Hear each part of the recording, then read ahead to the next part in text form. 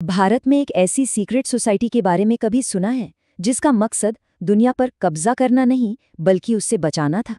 आज हम उसी की कहानी में थोड़ा गहरे उतरने वाले हैं।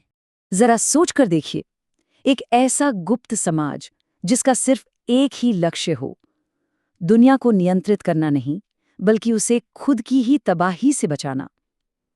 ये एक ऐसा आइडिया है जो सीक्रेट सोसाइटीज के बारे में हमारी पूरी सोच को ही पलट कर रख देता है। जब भी हम किसी सीक्रेट सोसाइटी के बारे में सोचते हैं तो दिमाग में क्या आता है? इल्यूमिनाटी, है ना, जिनका मकसद है दुनिया पर राज करना, सब कुछ कंट्रोल करना।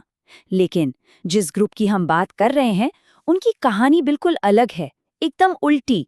उनका काम शक्ति या नियंत्रण नहीं बल्कि दुनिया की रक्षा करना था, उसे गाइड करना था, इंसानियत की भलाई के लिए। तो इस कमाल की कहानी की जड़ें कहाँ हैं? इसके लिए हमें 2000 साल से भी ज्यादा पीछे जाना होगा, जहां इसकी शुरुआत होती है एक सम्राट के बहुत गहरे पछतावे से। तो ये सम्राट थे अशोक, और कलिंग के युद्ध में जो हुआ वो भयानक था। उन्होंने अपनी आंखों से वो नरसंहार देखा। पता है कितने लोग मारे गए? 1 लाख से भी ज्यादा। और इस खूनी जीत ने ना उन्हें अंदर तक झकझोर कर रख दिया। वो हमेशा के लिए बदल गए। उस तबाही को देखकर सम्राट अशोक को एक बात समझ में आ गई कि दुनिया का सबसे खतरनाक हथियार कोई तलवार या भाला नहीं बल्कि ज्ञान है। और अगर यही ज्ञान गलत हाथों में पड़ गया तो बस इसी डर ने सब कुछ बदल दिया। और बस इसी डर ने अशोक को एक विजेता से एक रक्षक बना दिया। उन्होंने लड़ाई का रास्ता छोड़ दिया, बौद्ध धर्म अपना लिया और इंसानियत को बचाने के लिए एक बिल्कुल ही नया, एक अनोखा रास्ता खोज निकाला। तो सवाल ये है कि उन्होंने उस खतरनाक ज्ञान का क्या किया? उसे कहीं दफनाया नहीं, किसी से छुपाया भी नहीं, बल्कि उन्होंने उसे 9 अलग-अलग हिस्सों में बांट दिया। ऐसा इसलिए ताकि कोई भी एक अकेला इंसान इतना ताकतवर न बन जाए कि वो इसका गलत इस्तेमाल कर सके। और इन 9 हिस्सों की रक्षा के लिए ही बनाए गए 9 अज्ञात पुरुष। इनका मिशन सिर्फ इस ज्ञान को बचाकर रखना नहीं था, बल्कि इसे समय के साथ और विकसित करना था और सही समय का इंतजार करना था, जब इंसानियत इसके लिए पूरी तरह से तैयार हो जाए। और ये कोई मामूली ज्ञान नहीं था।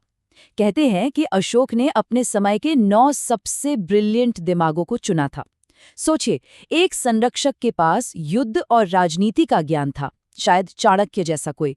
दूसरे के पास सर्जरी और दवाइयों का, जैसे सुश्रुत। किसी के पास सोना बनाने की रहस्यमयी कला थी, तो किसी के पास गणित और अंतरिक्ष के राज। योग से लेकर दर्शन तक हर एक किताब में पूरी दुनिया को बदलने की ताकत थी।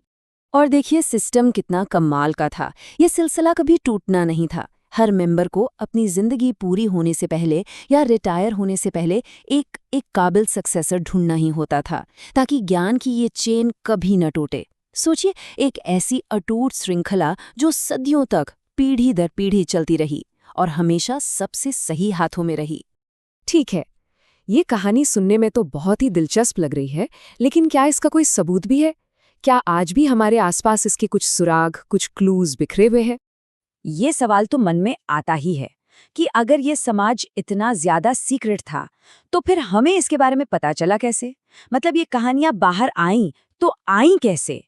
अब देखिए, सबूत की बात करें तो कोई ठोस सबूत तो है नहीं, लेकिन किस्से कहानियां बहुत हैं और बड़ी मजेदार हैं। जैसे एक कहानी है कि पोप सिल्वेस्टर II की मौत बड़ी रहस्यमय तरीके से हुई, ठीक इन 9 लोगों से मिलने के बाद। या फिर गंगा नदी का पानी इतना साफ क्यों है?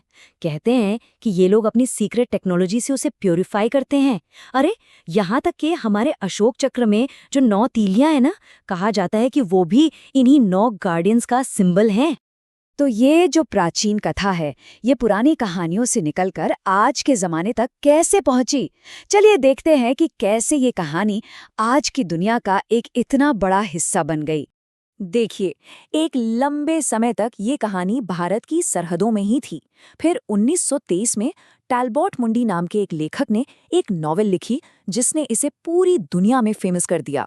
और उसके बाद तो क्या, किताबों से लेकर वेब सीरीज और यहाँ तक कि वीडियो गेम्स तक में ये कहानी छा गई। लेकिन सबसे हैरान करने वाली बात अब आती है।